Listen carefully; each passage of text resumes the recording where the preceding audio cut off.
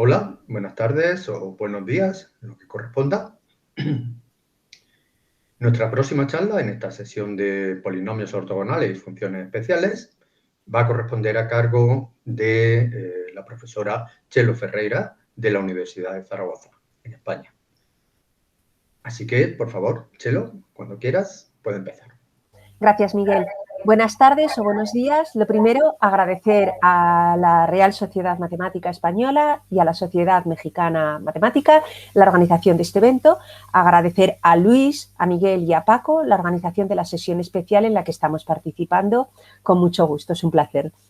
Voy a pasar a presentar mi pantalla para mostraros la comunicación que presento en esta sesión. Entonces,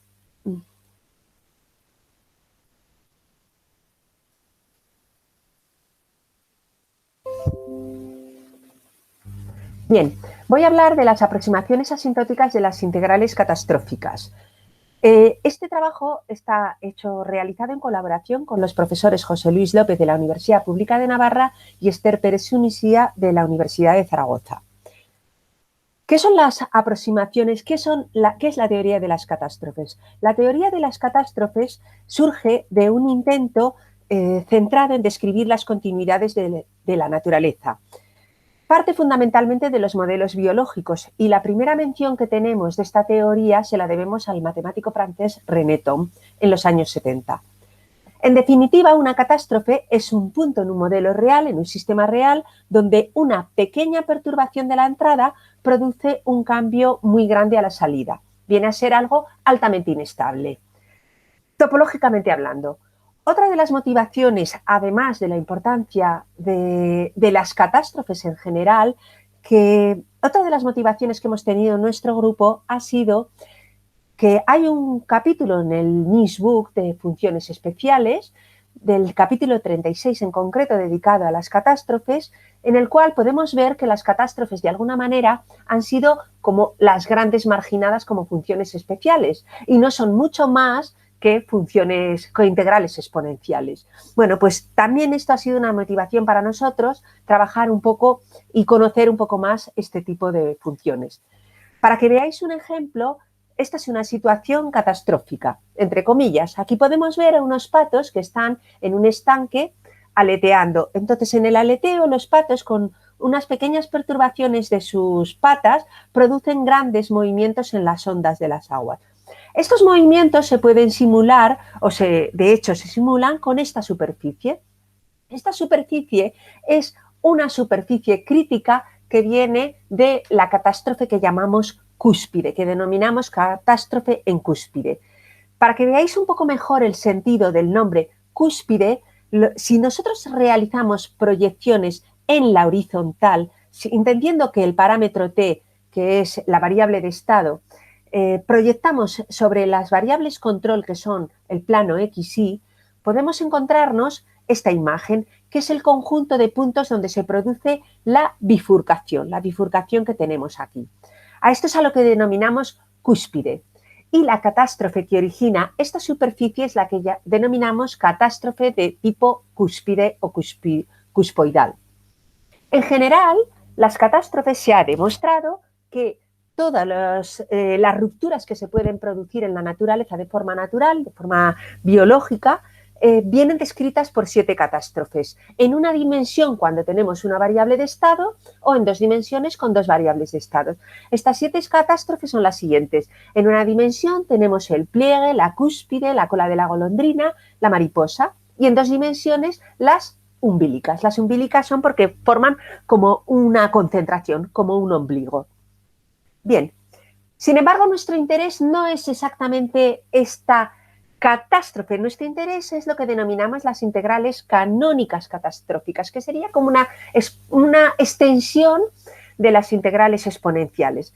Estas integrales son, como la que tenéis en la pantalla, la integral entre de menos infinito a infinito de la exponencial de la función por la catástrofe que vamos a denominar ahora catástrofe en cúspide, que es la función que multiplica al número imaginario en el exponente. Esta catástrofe es, como vemos, un polinomio de grado k más 2. K es el número de el número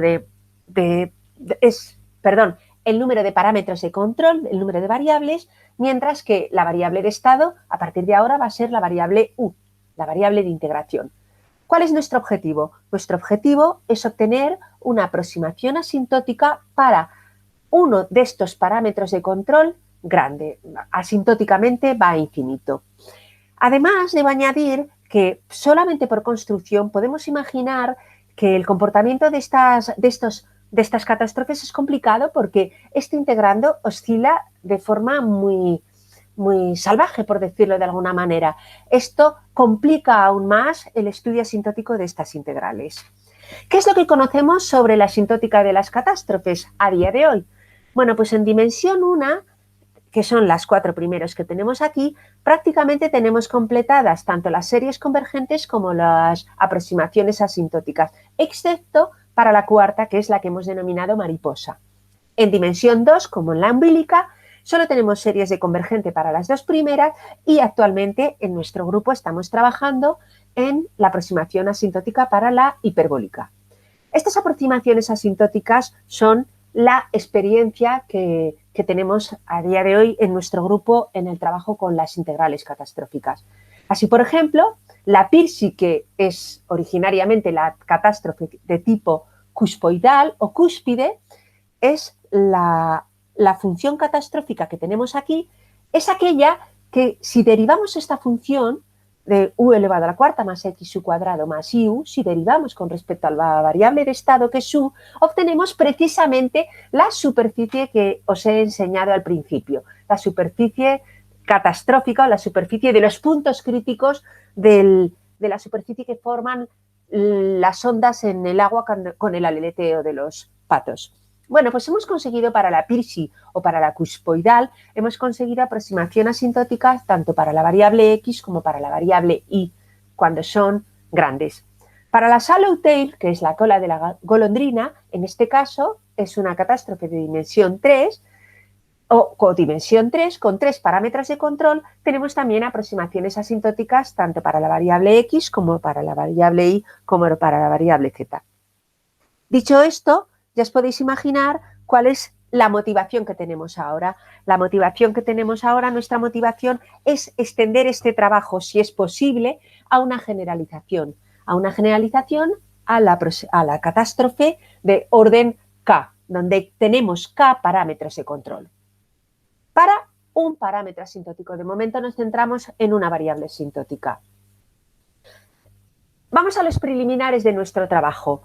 En este tipo de integrales, el método por excelencia, el método de aproximación asintótica por excelencia es el método de saddle point.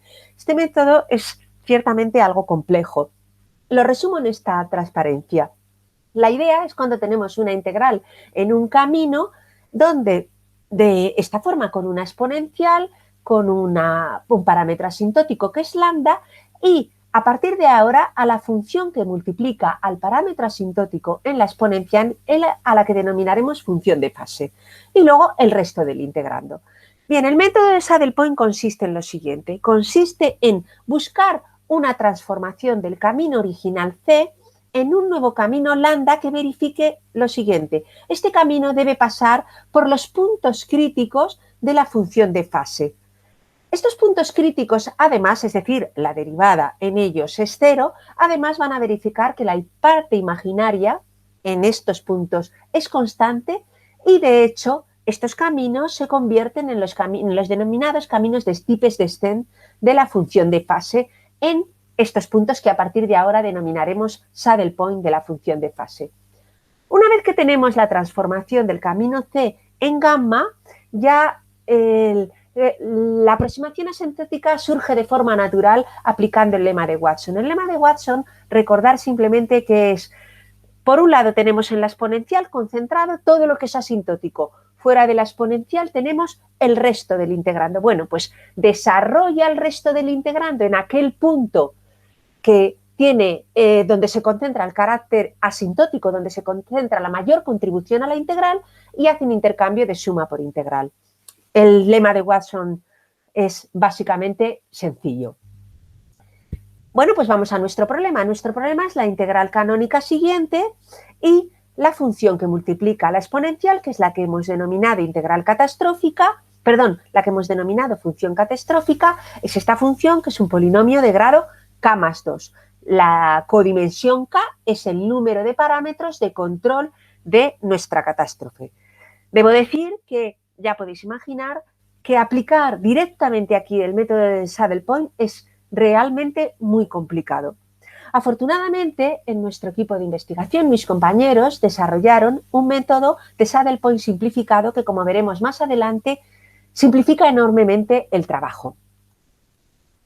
Así, y esto tenemos nuestro punto de partida, nuevamente la integral catastrófica. Bueno, pues aún tenemos que dar un paso más antes de iniciar nuestro método de saddle point simplificado. ¿Cuál es el paso más que vamos a dar? Bueno, pues también lo he mencionado antes. Esta integral oscila enormemente, simplemente por la construcción, por cómo está construida. Entonces, no es nada apropiada para intentar hacer un análisis asintótico. Por ello, previo a hacer un análisis asintótico de esta integral, lo que vamos a hacer es buscar una transformación como se pueda, de manera que tengamos al menos una integral casi monótona. Y este es el primer paso. Esto no ha sido demasiado complicado. Realmente lo que hemos hecho en el camino original es un giro. Es un giro, pero este giro dependerá de cómo es el parámetro k. El parámetro k que es, recuerda, el número de parámetros de control que tenemos. Si k es par o k es impar, tenemos una pequeña variación. En el caso de que k sea par, nuestra integral original, recordar que estamos desde menos infinito a infinito, solo tenemos que realizar un giro en sentido positivo de ángulo alfa. En el caso de que k sea impar, tenemos que hacer previamente un split, una división de la integral original en cero, y realizamos un giro positivo con el mismo ángulo en la parte positiva y un giro negativo en la parte negativa. Una vez realizada esta transformación, tenemos garantizadas que las integrales en estos nuevos caminos, vamos a llamar camino par y camino impar, son absolutamente convergentes para todos los valores complejos de las variables o parámetros de control. A partir de aquí empezamos a trabajar. ¿Cuál es el siguiente paso? Recapitulemos. Yo ya tengo una integral en un camino par o en un camino impar que sé que es absolutamente convergente para todos los parámetros, para todas las variables del problema. El siguiente paso es pasar a trabajar el método de saddle point.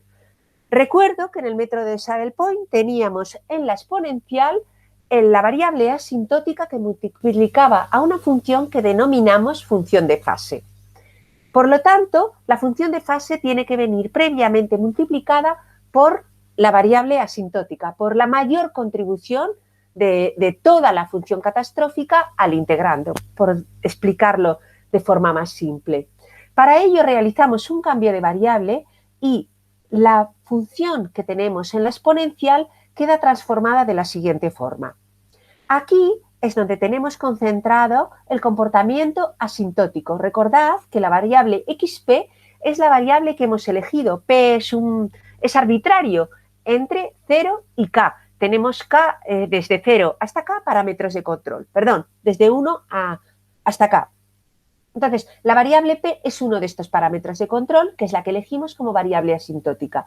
Con el cambio de variable, hacemos que en el exponente de la exponencial, que es lo que tenemos aquí, que es lo que llamamos catástrofe de tipo cúspide o cuspoidal, tenemos por un lado la concentración asintótica que multiplica a f de t, que es lo que denominamos función de fase, y el resto que lo podremos ignorar, que es lo que al final en el método de saddle point será lo que al final desarrollemos e intercambiemos suma por integral. La función de fase, por tanto, queda como sigue. De forma general depende de k y depende de p. Bien, ¿cuál es el siguiente paso? El siguiente paso es encontrar los puntos críticos, que son los saddle point de la función de fase.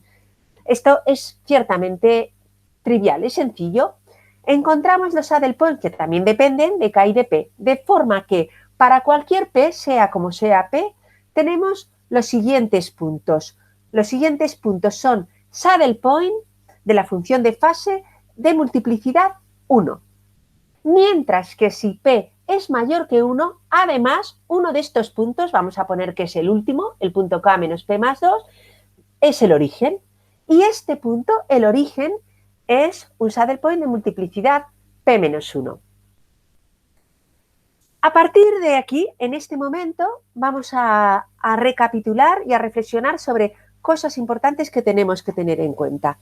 En primer lugar, tanto en el método original de saddle point o como en el método simplificado, es fundamental tener en cuenta lo siguiente, que los caminos de integración originales se han de transformar en aquellos steepest descent que pasen por los saddle points que vamos a denominar relevantes. Esto tiene un doble sentido, me explico. ¿Son todos los saddle points los que intervienen en el carácter asintótico de la aproximación? No. Van a intervenir solamente aquellos saddle points cuyos caminos originales puedan ser deformados en los steepest descent que pasen por estos saddle points. El segundo aspecto que debemos de considerar es que el análisis asintótico, el carácter asintótico de la integral, una vez que hayamos de la integral original, no requiere toda la función de fase, sino solamente requiere que intervenga lo que vamos a denominar la parte principal de la función de fase, que será la parte asociada a la mayor contribución y que, digamos, es lo que ha originado el método de saddle point simplificado. De hecho, al utilizar esta parte principal, se simplifica muchísimo porque los nuevos caminos podemos garantizar y tenemos demostrado que pasan a ser rectas, con lo cual nuestros caminos originales de steepest descent pasan a ser rectas que denominaremos caminos simplificados de steepest descent. Dicho esto, tenemos la función de fase, que es la que he mostrado anteriormente, y la parte principal de la función de fase. ¿Cómo se construye la parte principal? Pues la parte principal simplemente es el polinomio de Taylor en el saddle point que sea hasta grado m más 1. ¿Por qué hasta grado m más 1? Porque entendemos que tenemos multiplicidad m. Recordad que la multiplicidad puede ser 1 en el caso de que no sea 0 saddle point o p menos 1 en el caso de que sea 0 saddle point. Entonces, lógicamente, las derivadas hasta orden m van a ser 0 y esta va a ser la parte principal. Bien, pues si calculamos los steepest descent de este polinomio de Taylor, son rectas sencillísimas. Son rectas que emanan, que surgen de los saddle point. De esta forma, en los puntos t sub n, cuando nuestro saddle point sea un punto t sub n distinto de 0, que son puntos de multiplicidad 1 o saddle point de multiplicidad 1, tenemos dos semirrectas que son los steepest descent que surgen de t sub n. En 0, recordad que tenemos p menos 1 multiplicidad, en este caso tendremos p semirrectas que emanan de 0. Y tendremos que determinar cuáles de ellas serán las que intervienen en la posterior deformación. Bien, así por ejemplo, vamos a poner este caso. Vamos a suponer que K es 3, que P es 1 y que θ es pi sextos. Es decir, a ver, K es 3.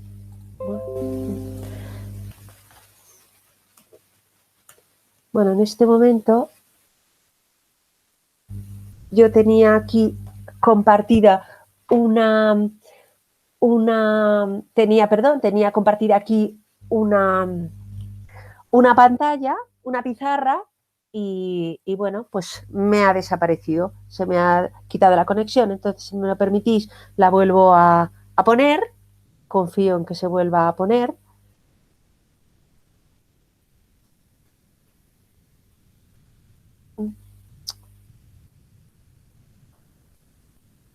Bueno, qué desastre.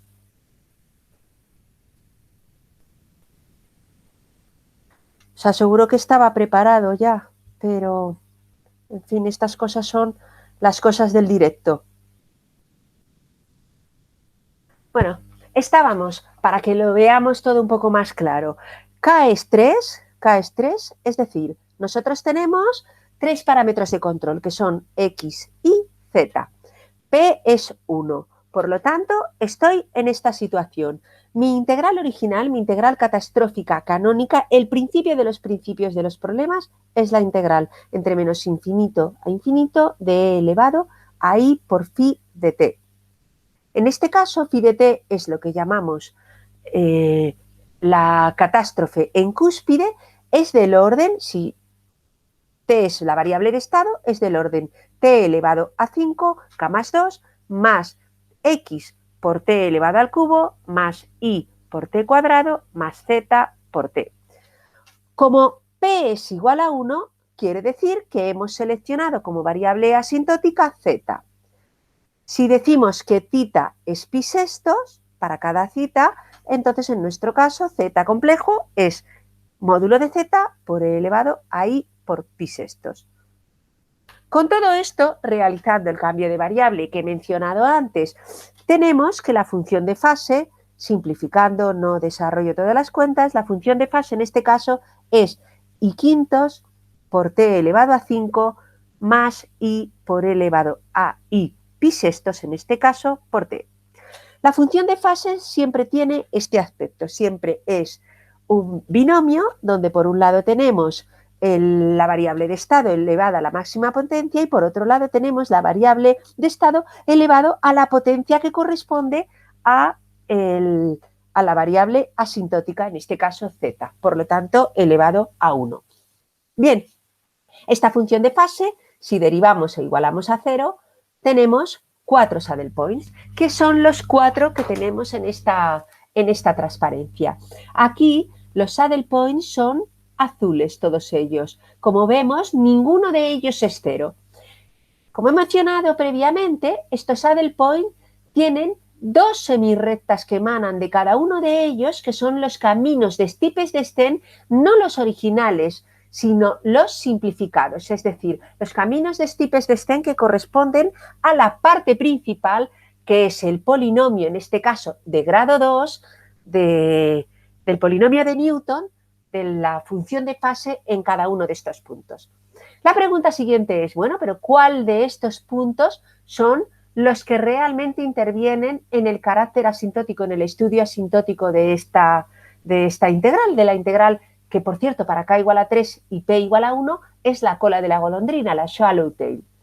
Bueno, mi camino original, como k es impar, es el camino impar siguiente. Es cuando hacíamos el split en 0, cuando dividíamos en 0. Mi camino original va desde menos infinito a 0 por aquí y de 0 a infinito por aquí. Es la línea, la traza negra gruesa. Si yo vengo por mi camino original, soy capaz de coger este steepest-descent de este saddle point, cojo el siguiente steepest-descent hasta que cruzo con este steepest-descent, bajo a este saddle point, cojo el siguiente steepest-descent hasta que llego a el siguiente camino. He conseguido deformar mi camino en un camino que pasa por la unión de 1, 2, 3, 4 steepest-descent. Repito, entendiendo que los steepest-descent son los simplificados y son las semirrectas que emanan de cada saddle point. En este caso, por tanto, estos dos saddle point dejan de intervenir en el estudio asintótico y estos son los que vamos a denominar saddle point relevantes, que son los que van a participar en la integral y los que participarán en el lema de Watson final. Esto, por supuesto, depende de θ. Si θ es pi sexto, tenemos esta configuración, pero el problema se complica mucho porque tenemos que analizar para todo el campo complejo. Aquí tendríamos un ejemplo para diferentes valores de θ.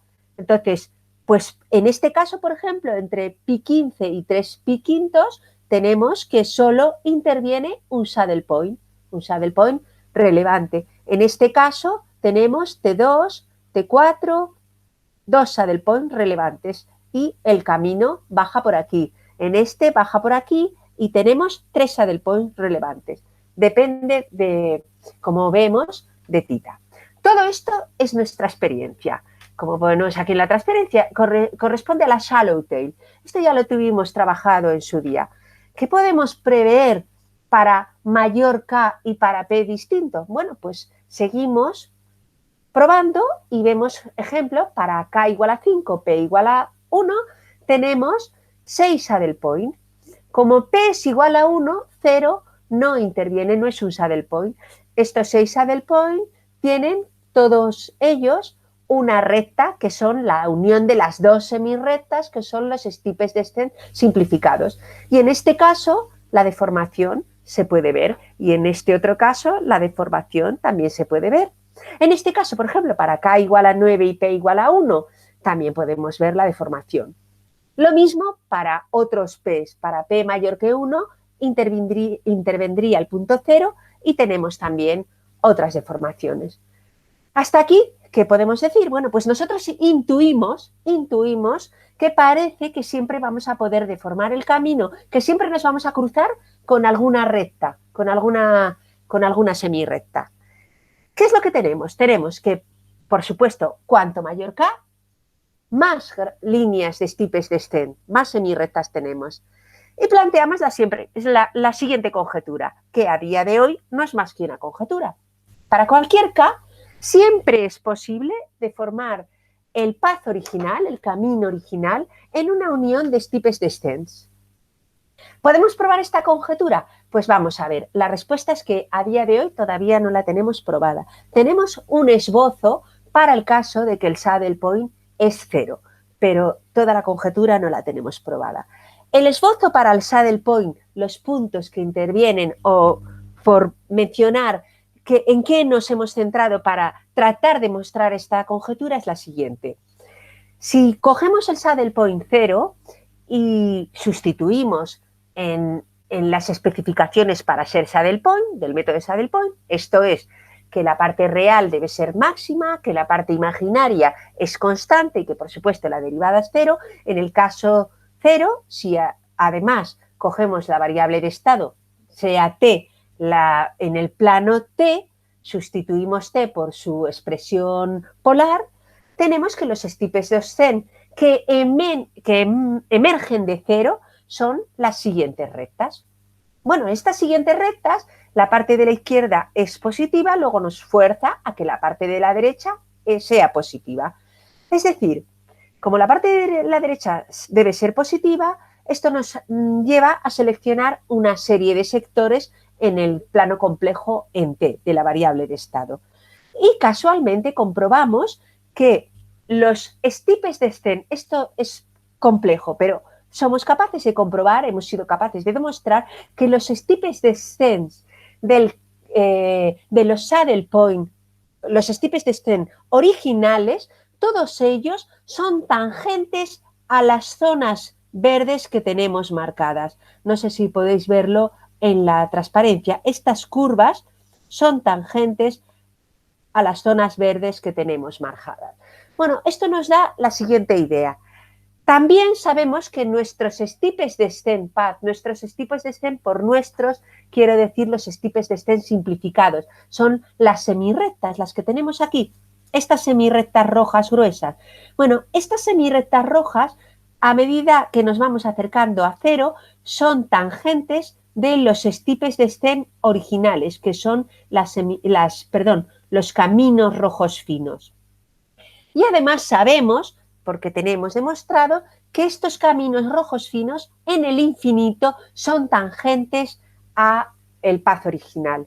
Bueno, pues todo cabe pensar que vamos a poder deformar el path original en estas dos semirrectas que van a emerger de 0. No quiero complicar más esto porque pienso que es bastante complejo para explicarlo, pero intuitivamente se ve que cuando 0 es saddle point, las dos semirrectas que en las cuales va a terminar el camino cerca de 0 son una que viene por aquí y otra que viene por aquí, que son las que vamos a llamar gamma 00 y gamma 0Q, donde Q lo tenemos determinado dependiendo de K, de P y por supuesto de tita. Así pues, ¿qué es lo que tenemos? Tenemos que para los otros saddle point, para el saddle point 0, la conjetura está próxima a ser probada, creemos que está próxima, si no la tenemos ya, próxima a ser probada, pero para los otros saddle point no tenemos más que la conjetura y el teorema de, entre comillas, malo será que no sea así, que hasta lo que vamos haciendo hasta ahora es programar con matemática, con diferentes K, con diferentes P, y vemos que siempre se verifica que podemos deformar el camino en caminos que pasan por los steepest descent, por los saddle point.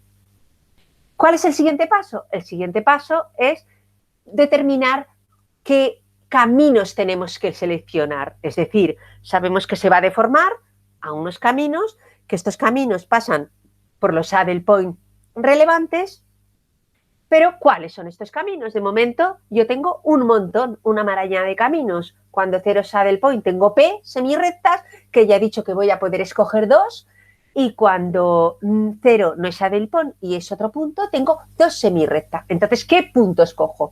Bueno, los saddle point relevantes, además de ser aquellos que van a determinar esos caminos, son aquellos donde la parte real es máxima, que ya le he mencionado. En este caso, la parte real máxima, hacemos las cuentas, y viene a ser 0 en el caso de que sea 0, o este valor, este coseno, en el caso de que sea cualquiera de los otros puntos.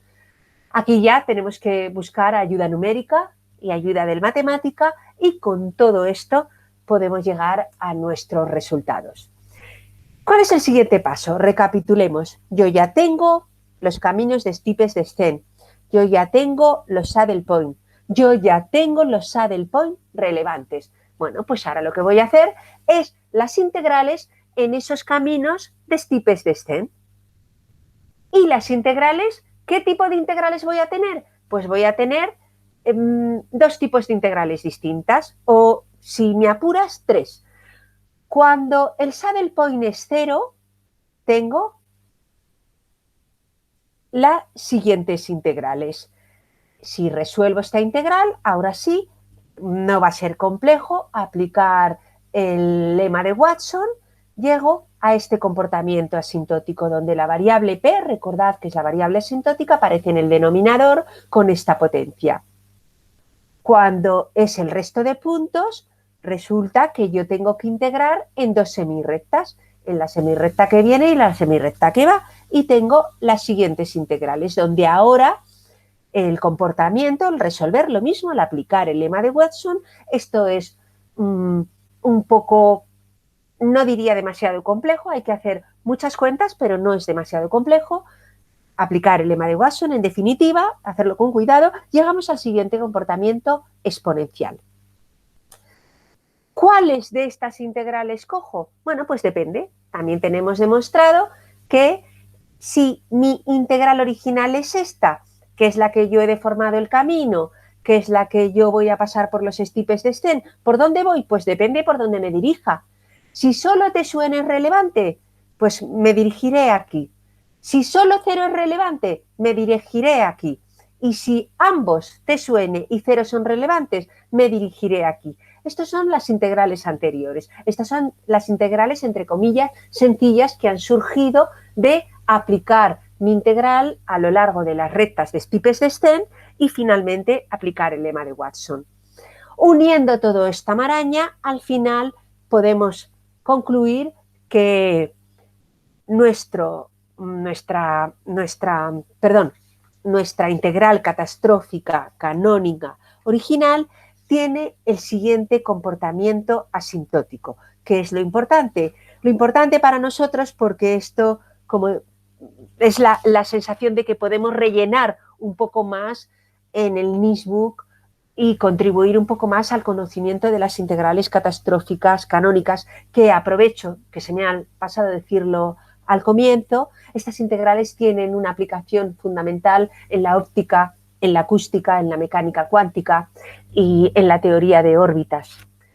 Bien, ¿cuál es el desarrollo asintótico? Bueno, pues es esto que tenemos aquí. El desarrollo asintótico queda de esta forma cuando hemos integrado en los caminos que corresponden a los steepest descent de los saddle point que no son 0, vamos a llamar RE, regiones de comportamiento exponencial. Por comportamiento exponencial me refiero a que aquí tengo la exponencial y aquí tengo mi variable asintótica dentro de la exponencial.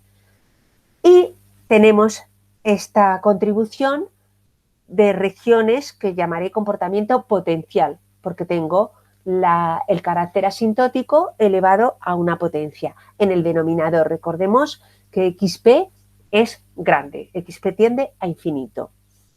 Bien, a partir de ahí, pues vamos a ver algunos experimentos. En esta tabla, que me imagino que no podréis ver bien, pero lo que tenemos, hemos descrito todas las situaciones posibles, sea K par, sea K impar, sea P par, sea P impar, sea distinto de 1, etcétera, etcétera, etcétera. Y tenemos todas las posibles situaciones con las que nos podemos encontrar, todas y cada una de ellas.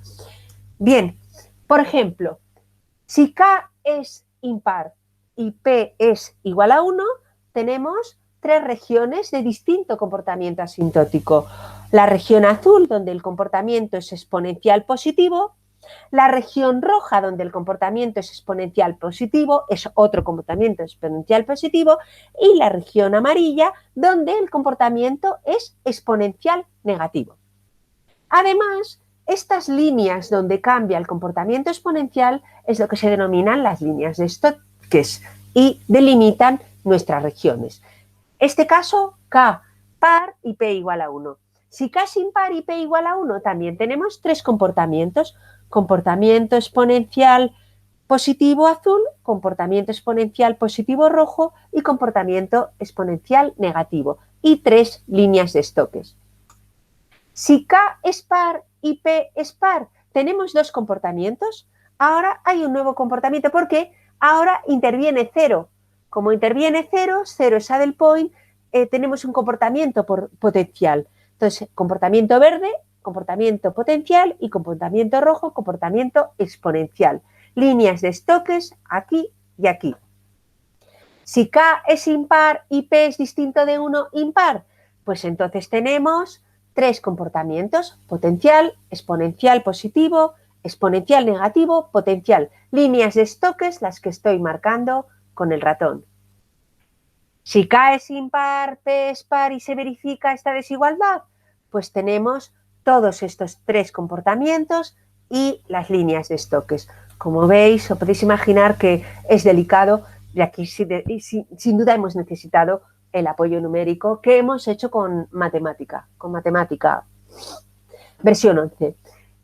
Si K es, esto ya lo he dicho, y si K es impar y P es distinto de 1 impar, tenemos 3 comportamientos asintóticos: potencial, exponencial positivo y otro exponencial positivo. Casi ya termino con experimentos numéricos muy simples porque he cogido los más simples. Aquí sí que debo decir que numéricamente pues no hemos trabajado los aspectos numéricos no hemos tratado los aspectos numéricos para hacerlo más eficiente y para hacerlo más rápido. Pero, por ejemplo, para K igual a 2, x1 es la variable asintótica, luego P es igual a 1. Para el argumento de x1 puede ser 10, puede ser 30, pues tenemos, si este es el módulo, 10, 30, que va creciendo, va a infinito, y diferentes argumentos, vemos como el comportamiento, lo que estoy mostrando en estas tablas es el error relativo. Como el error relativo va disminuyendo.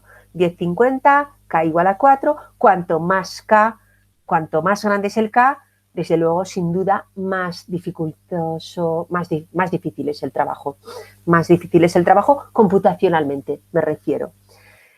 Y bueno, pues con esto finalizo mi exposición. Muchísimas gracias por la atención y espero haberme ceñido al tiempo que me habéis concedido. Gracias, Miguel. Pues muchas gracias a ti, Chelo. Y bueno, yo tenía una pequeña pregunta sobre la exposición. En los ejemplos numéricos me pongo el ejemplo numérico que habéis presentado,